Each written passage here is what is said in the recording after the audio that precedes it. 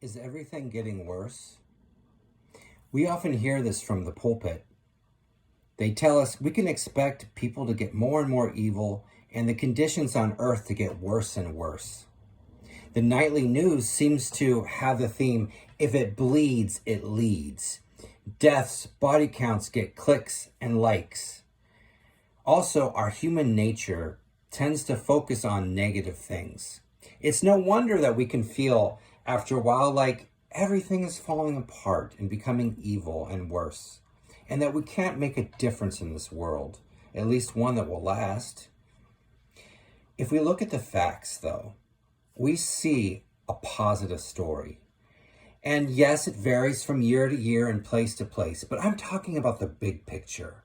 If we look at the big picture, we see that conditions on Earth are actually getting better for people. For example, life expectancy has doubled since the 1900s. Norway used to have the longest living people on Earth, and they lived on average to the lower 70s. Now, the whole world's average, yes, there's some countries that are lower, I get that, but the whole average is about 70. And the longest living people on Earth in Monaco, the women there at least, can expect an average lifespan of over 70 or over 93 years. Could you imagine telling people 100 years ago or so that there would be a country someday where people would live over 93 years? They would probably not even believe you. Absolute poverty has dropped by 80% since 1800.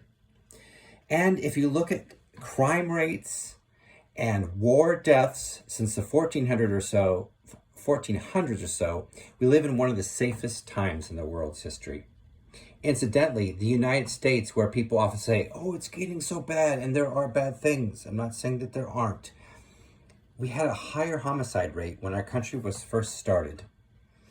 And morality, yes, that can wax and wane, in some places becoming more moral, some places less moral.